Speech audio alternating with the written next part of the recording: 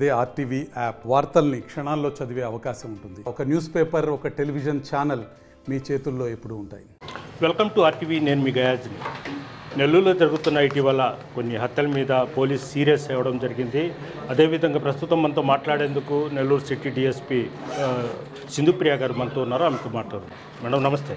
Madam, ప్రధానంగా ఇటీవల కాలంలో వరుస హత్యలు జరిగాయి. పోలీసు కూడా సీరియస్ అయింది. నైట్ బీట్ చేసి మొత్తం చాలామందిని కూడా ఇప్పటికి అంటే ఎలాంటి కార్యక్రమాలు పోలీస్ తరఫున చేపడుతున్నారు?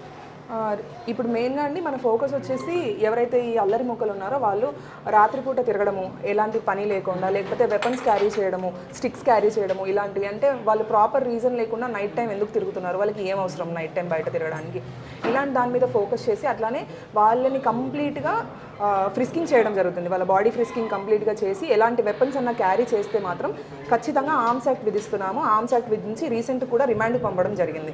సో ఈ వెహికల్ చెకింగ్ మాత్రమే కాకుండా కార్డన్ అండ్ సర్చ్ కావచ్చు, లేదంటే మా వాళ్ళని మఫ్టీలో పెట్టాము. ఎవరైతే రౌడీ ఎలిమెంట్స్తో తిరుగుతున్నారో, లేదంటే ఈ వేరే వాళ్ళని బెదిరించి, ప్రజల్ని బెదిరించి డబ్బులు లాక్కోవడము, ఇలాంటి పనులకు పాల్పడుతున్నారు, లేదంటే క్షణికావేశంలో ఎవరినన్నా ఏదైనా చేయడానికి అని చెప్పి వెపన్స్ క్యారీ చేస్తున్నారు, ఇలాంటి వాళ్ళని ఐడెంటిఫై చేయడానికి స్పెషల్గా పార్టీస్ని మఫ్టీలో పెడుతున్నాము. వాళ్ళని రెగ్యులర్గా మేము స్టేషన్కి తీసుకొచ్చి వాళ్ళకి కౌన్సిలింగ్ అనేది ఇచ్చి ఆల్సో ఆర్డీఓ గారి దగ్గర కూడా బైండ్ ఓవర్ చేస్తున్నాము. ఒకసారి బైండ్ ఓవర్ అయిన తర్వాత వాళ్ళు ఎలాంటి చిన్న క్రైమ్లో ఇన్వాల్వ్ అయినా కూడా, ఏదైనా చిన్న ఎఫ్ఐఆర్ రిజిస్టర్ అయినా కూడా వాళ్ళకి చాలా గట్టి శిక్ష పడే అవకాశం ఉంది. సో ఈ రీసెంట్గా ఈ మా ఏదైతే సర్వేలెన్స్ ఉంటుందో దీన్ని ఇంకా బాగా ఇంప్రూవ్ చేయడం జరిగింది. మేడం, ఒకటి అంటే ఎక్కువగా ఈ మటర్లు కానీ ఇవి కానీ మొత్తం మద్యము, అదేవిధంగా గంజాయి అంటున్నారు. స్టూడెంట్స్ కూడా పేరెంట్స్ తెలియకుండా కాలేజ్కి వెళ్తారు. అక్కడ పోయిన తర్వాత సిగరెట్లలో యూజ్ చేసి, అంటే గంజాయి అమ్మేవాళ్ళను ఏ విధంగా చర్యలు చేపట్టారు? పేరెంట్స్ ఏ విధంగా వాళ్ళ పిల్లల్ని జాగ్రత్తగా చూసుకోవాలంట? గంజాయి మీద కూడా మేము చాలా స్ట్రిక్ట్గా ఉన్నామండి. ఇప్పుడు రీసెంట్ కూడా ఈ 1-2 డేస్లో కూడా మేము గంజాయి మీద డ్రైవ్ అనేది చేస్తున్నాము. సో పేరెంట్స్కి ముఖ్యంగా తెలియజేసేది ఏంటి అని అంటే, మీ పిల్లలు ఎక్కడికి వెళ్తున్నారు, ప్రాపర్గా కాలేజ్కి వెళ్ళి ఇంటికి వస్తున్నారా, లేదంటే నైట్ టైం వాళ్ళకి వెహికల్స్ ఇచ్చి, మెయిన్గా మైనర్స్కి వెహికల్స్ ఇవ్వడము డ్రైవింగ్ అని చెప్పి, ఇంట్లో మీరే చిన్న చిన్న పనులకి దేనికన్నా బండి తీసుకొని వెళ్ళు అని చెప్పడము, ఇలాంటివి అనేది అసలు చేయొద్దు. ఎందుకంటే వాళ్ళకి అది ఒక అలవాటుగా మారిపోతుంది. అలానే వాళ్ళ ప్రవర్తన ఎలా ఉంది, వాళ్ళు ఏమైనా సైకిక్గా బిహేవ్ చేస్తున్నారా, లేదంటే వాళ్ళు లేట్ నైట్స్ రావడము, ఇలాంటివి చేస్తున్నారా అనేది గుర్తుంచుకోవాలి. లేదు అని అంటే మీరు కంట్రోల్లో పెట్టలేకపోతే మేము ఇంకా మా స్టైల్లో కంట్రోల్లో పెట్టాల్సి వస్తుంది. ఒకవేళ మళ్ళీ మాకు కనుక వాళ్ళు రాత్రిపూట చిక్కి అనవసరంగా మద్యం సేవించి కానీ, గంజాయి తీసుకొని కానీ, లేదంటే రోడ్డు పైకి వచ్చినప్పుడు ప్రాపర్ ప్రూఫ్స్, ఏదైనా మెడికల్ ఎమర్జెన్సీ ఉంటే వస్తారు రోడ్లపైకి, లేదంటే ఏదన్నా అవసరం ఉంటే వస్తారు, అలాంటి దానికి ప్రాపర్ ప్రూఫ్స్ అనేవి చూపిస్తే సరే.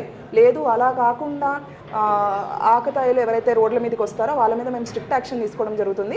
అంత దూరం వచ్చే కన్నా ముందు పేరెంట్సే వాళ్ళని కంట్రోల్లో పెట్టుకుంటే చాలా మంచిది. ఒకటి మేడం, ఇప్పుడు చాలామంది స్టూడెంట్స్ కావచ్చు, పిల్లలు వాళ్ళ తల్లిదండ్రులకు తెలిసే ఈ మోటార్ బైక్లకు సైరన్స్లు పెట్టేసి చాలా స్పీడ్గా పోవడం, గందరగోళం సృష్టిస్తున్నారు. అలాంటి వాళ్ళను చిక్కినప్పుడు వాళ్ళ పేరెంట్స్ని కూడా పిలిపించి మీరు చేస్తే అవకాశాలు ఏమైనా? ఖచ్చితంగా చేస్తున్నామండి. అంటే అది రోజు రెగ్యులర్ ప్రాసెస్లోనే ఇది. ఎవరైతే సైలెన్సెస్ లేకుండా తిరుగుతున్నారో, at the same time number plates లేకుండా తిరుగుతున్నారో, నంబర్ ప్లేట్స్ లేని వాళ్ళని కావచ్చు, ట్రిపుల్ రైడింగ్ చేసే వాళ్ళని కావచ్చు, ఇలాంటి వాళ్ళని ఐడెంటిఫై చేసి వాళ్ళని స్టేషన్కి తీసుకురావడం జరుగుతుంది. అలానే వాళ్ళ పేరెంట్స్ని పిలిచి కూడా కౌన్సిలింగ్ ఇస్తున్నాం. అదేవిధంగా మీరు డ్రోన్స్ ఆ విధంగా చేస్తున్నారు కదా, ఇంతవరకు ఎవరికైనా క్యాచ్ చేశారా? డ్రోన్స్ యూజ్ చేసి చాలామంది ఓపెన్ డ్రింకింగ్, ఎవరైతే ఈవినింగ్ టైమ్స్ కానీ నైట్ టైమ్స్ కానీ డ్రోన్స్ యూజ్ చేసి మేము చాలామందిని పట్టుకోవడం జరిగిందండి. ఓపెన్ డ్రింకింగ్ అవి మీకు మీడియాకు కూడా మేము షేర్ చేసాము, ఫొటోస్ అవన్నీ already.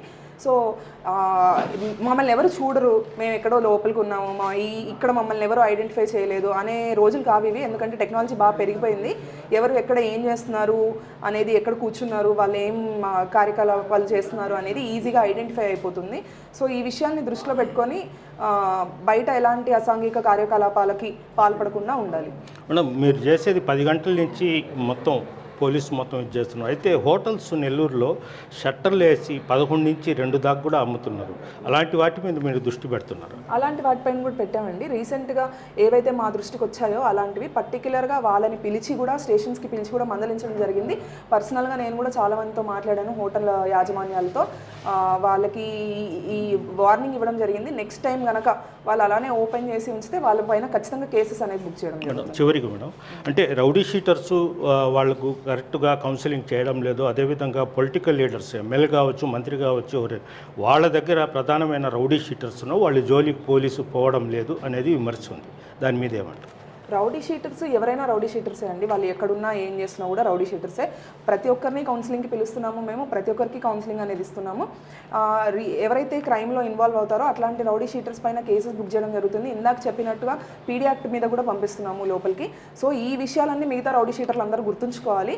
అన్నెసరీగా already rowdy sheet open అయింది అంటేనే మీ పైన ఒక పెద్ద ముద్ర పడినట్టు. అంతేకాకుండా మళ్ళీ రౌడీ షీట్ ఓపెన్ అయిన తర్వాత కూడా మీరు ఇల్లీగల్ యాక్టివిటీస్కి పాల్పడితే ఇంకా మీ జీవితాలు మొత్తం నాశనం అయిపోయినట్టే. PD act పెట్టిస్తాము. నెక్స్ట్ ఇంకా దానికి కూడా వినకపోతే ఎక్స్టెన్మెంట్ చేసేస్తాం. బహిష్కరణ, నగర బహిష్కరణ చేయబడుతుంది. అది నగర బహిష్కరణ జరిగిన తర్వాత మీరు నగరంలో కనిపిస్తే చాలు మళ్ళీ మీ మీద కేసు బుక్ చేయడం జరుగుతుంది. సో అంత దూరం తెచ్చుకోవద్దు, మీ ఫ్యామిలీస్ని ఇబ్బంది పెట్టొద్దు అని చెప్పి నేను మరీ విజ్ఞప్తి చేస్తున్నాను. Okay, thank you madam.